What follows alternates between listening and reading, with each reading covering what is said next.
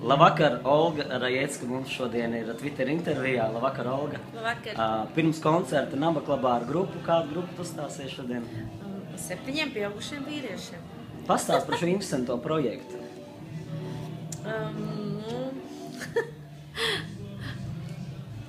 Tā, šī vasarā tas nebija, bet tā iepriekšējā vasarā man piezvanīja viens puisis. Viņi ir 7, es nezinu, kurš no viņiem, bet uzaicināja iedziedāt kādas 3-4 frāzes viņa jaunajā albumā, jaunā dziesmā. Un, tā mēs arī iepazināmies, bet vienu puisi gan es ļoti sen pazīstu, kaut kāds 20 gadus apmēram. Tas, ko tur rokā, tas ir grupas 7 pieauguši vīrieši jaunais disks, ja? Jā. Un šeit ir cik dziesmās tu esi piedalījusies? Vienā.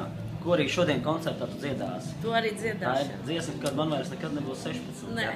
Nē, kura tad? 40, kad nebūs. Un 60.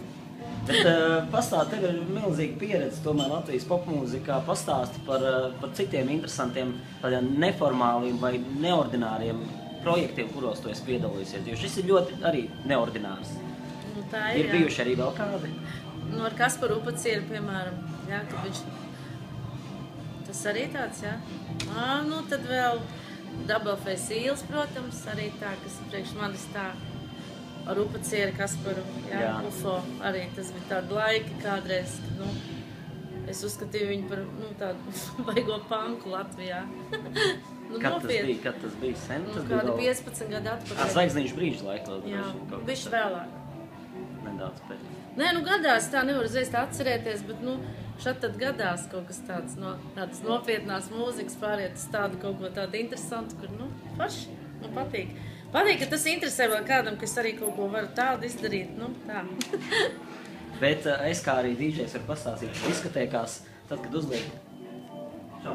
uzliek kādu dziesmu, no Eolikas arī veciem laikiem, jā.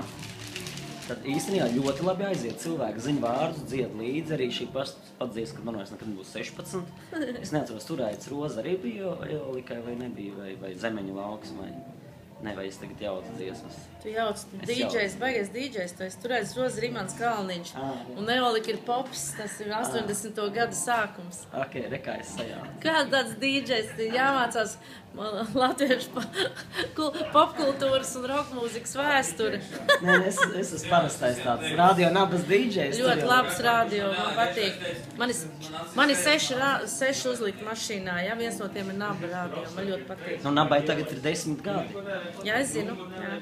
Kaut kādu novēlējumu.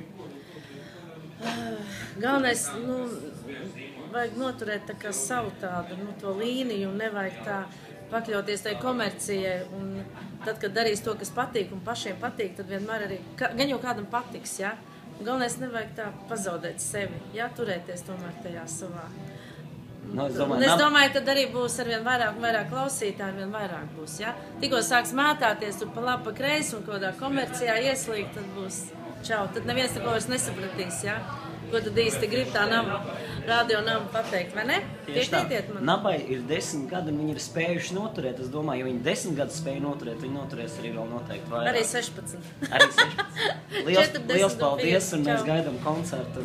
Es tur jau neko. Es tur mazlietiņu. Man vienkārši patīk tā sadarbība toreiz, tā forši puiši un tā. Varbūt varētu atklāt kaut kādu nosaukumu, varbūt kaut kas gaidāms nākotnē, arī kaut kas tāds savādāks. Neko nezinu. Neteiks. Galvenais, ja jums arī, man patīk, ka jums ir tas, kad jums nav tās 3 minūtes, tas, tā dziesma skan radio 3 minūtes, ja, visās pārējās radiostacijās. Jums tomēr skan arī dziesmas 11 minūtēm un 12, 17, 25 gan nekad nav skanējis, bet jūs varētu varbūt paņemt tādu veltījums Garsiem Lorkam, ko Imants Kalniņš ir uzrakstījis, ja, un šim skan ar 27 minūtes, jūs varētu arī tādu pameklēsim arī tādu. Jūs nepameklēsiet, es jums varētu atnest ar simfonisku orķestri, jā. Ko ne? Kāpēc ne? Mazliet dzirdēji? Jā, to būs Sonets, piemēram, 11 minūtes, jā. Bet tas būs C listē, tas ir kaut kādās 4:30 no rīta. Jā, vienalga. Tā nav. Jā, jo cilvēki, jaunieši jau nezina tādu mūziku, tas jau ļoti žēl ir. Un tie, kas arī atnāk un uzzina uz koncertiem, ne, tie ļoti priecīgi, ka mums ir tāda mūzika.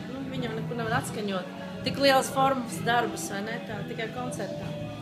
Bet kā ir izdevies Eolikai, es neteikšu izdzīvot visus šos gadus, bet būt vienmēr arī daudz maz aktuālai visām paaudzēm vienlaicīgi. Mēs tikko bijām Talsos, disko nakts bija, ja? Talsos bija sporta namā, pēc 2 nedēļas atpakaļ, 16. novembrī tas bija. Un tur bija jaunieši tikai tādi, līdz 25 gadi, 23 gadiem. Un tikai jaunieši kaut kāds 1000, ja? Un viņi visi leca līdzi, bija disko bumba. Un viņi visi zināja vārdus un visi dziedāja līdzi, tas arī tā brīnoja. Kur ir noslēpums? Es domāju, mūzikā, laikam, tajā vieglumā. Un kaut kāda popsiņa arī vajag vieglo. Nē, man jau liekas, ka arī jūs tas viss skatuviskais tēls un kā jūs visu atdevi to visu dara, tas jau arī nospēlē. Nē, man patīk vienkārši tavs skatuvs būt. Liels paldies! Čau!